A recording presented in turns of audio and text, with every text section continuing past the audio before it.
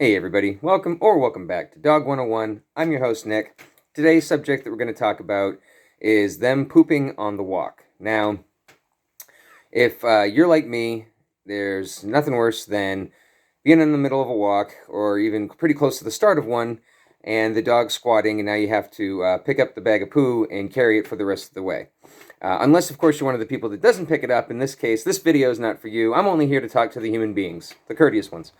So, sorry, but that's, obviously something that, really bugs a lot of people when you have to, first pick up landmines on the edge of your yard before you can even mow it. It's just a crappy thing to do, pun intended. But anyway, so this is for those that would rather not have to do a poo pickup when you're walking the dog. So I figured I'd share my method with you, and hopefully it helps.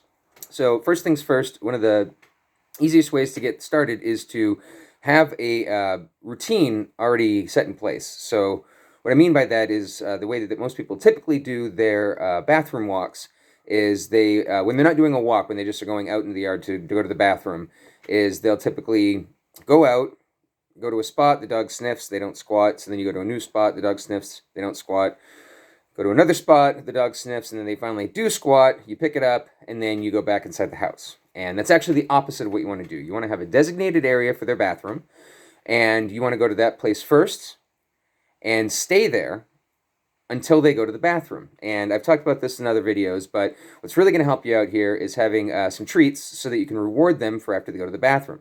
Now, having a phrase to make them go to the bathroom can work, but often is more problematic because oftentimes you'll be using it and they won't go, and you get frustrated, and then they pretty soon won't like that word anymore, and you've just kind of ruined the word. So, for example, a former dog of mine, I would say, go poo, go poo, and she wouldn't.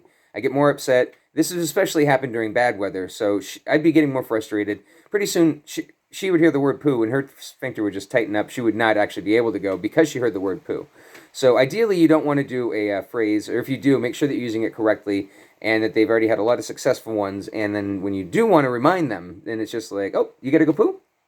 And if they don't, then don't keep on repeating it and getting more and more frustrated. But you go to a certain spot that you've designated, that you don't mind the grass dying, and you just hang out there and be boring until they actually go. You give them a lot of praise, and then you take a short walk around the house, or you then start on your walk. And that's typically the best way to get them used to going to a spot. And if it is bad weather, like it is right now, I don't know if you can hear in the background, it's raining pretty heavily, and most dogs are big pansies when it comes to that.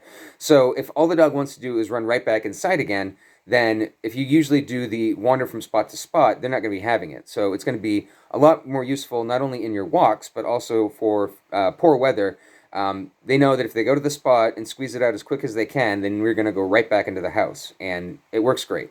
So this is my typical morning routine. So I will bring Lulu the Loud over to her spot, and as long as she just does a couple courtesy nugs for me. I mean, oftentimes, and this will be the case, this is something that works like 99% of the time. All statistics are made up in Nick 101, including that one. But roughly for her, it is a pretty good amount of the time that she will successfully do this. But she will go over to her spot, she'll squeeze out a few nugs, and then we can go on our walk. And then she won't go during the whole walk because she already has at the beginning.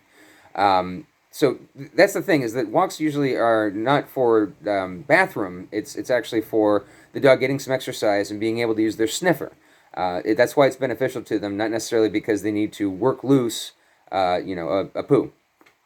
But having said that, this is just what works for my dog. This might not work for everybody's. Disclaimers. Anyway, so she'll usually squeeze out a few. Ideally, she'll pee before we go as well. If she doesn't seem like she needs to, then that's something I don't mind, is if she does happen to just cop a squat somewhere in the walk.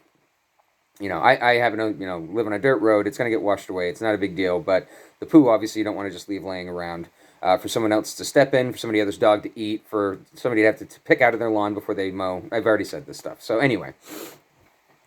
Now, what if it's one of those instances where she doesn't go? Well, that's something that, like I said, now that we have a routine down, and dogs do dig a routine, if they know what's expected of them, they're more than happy to comply usually. But sometimes she has just gone poop, really late the night before. I try not to do that. I try to make sure that her bathroom breaks are at a regularly scheduled time. But, let's say I napped on the couch, I wake up, shoot, it's already, 11 o'clock, whatever. Sometimes it'll happen where she does poop pretty late at night and she doesn't seem to want to during the day. Well, then what you want to do is make sure that she doesn't go during the walk, because of dogs and their weird kind of muscle memory, if the last time that she pooped was on a walk, then the next time she goes on a walk, that's when she's going to want to poop, because she kind of has this vague memory of like, oh no, this is where I pooped the last time. So then what I do is, again, I always have treats on me. So what I'll do is I'll keep a pretty brisk pace and try to have her come up to my side often, for treats. Anytime she starts to slow down and, sniff, then that's when I start doing double time. So I'll walk twice as fast, kind of get past the point, and then she'll catch up, and then we'll keep on doing that. If she does start to squat, I'll go and keep on going, and she'll usually cut it off midway. Again, this doesn't work every single time, so I do always keep a bag of treats on me, but also a bag of bags on me at all times, just because if the routine does not work, then obviously you don't want to be a bad neighbor, and I do still pick it up.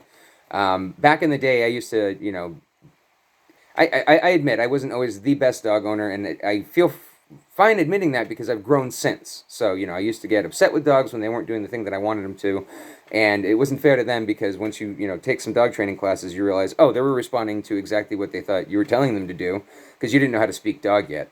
But I did used to in the past, if they did poop on the walk, I would take the bag, tie it to their collar, make them carry it on the way home in the hopes that they would, remember, hey, next time you're going to have to be the beast of burden on your own poop if you go again. Stuff like that, the negative stuff, it really doesn't work. They don't know why you're tying the bag to them. I mean, it's not a nice thing to do. I don't recommend doing it, but it is something I've been guilty of in the past. So if there's a, picture circulating around the internet of me doing that, well, I'm explaining to you. That's why it's positive always seems to, you get more flies with honey than vinegar, as the saying goes. It's the same with dog training. If you're encouraging, the poop with treats, and it's a routine, and they know what is expected of them, they will try as best they can. Like I said with Lilu, even if she doesn't really have like a big one on deck, she'll at least try and get a couple nugs out just because she knows that's what I want, and she knows that the walk will start that much sooner if she just goes ahead and does it instead of trying to delay the inevitable. If it's something that you have to go to work, then you obviously can't, really practice this as much as you'd like to. Like, you can't just wait for 15 minutes before they go, because, that'll make you 15 minutes late for work.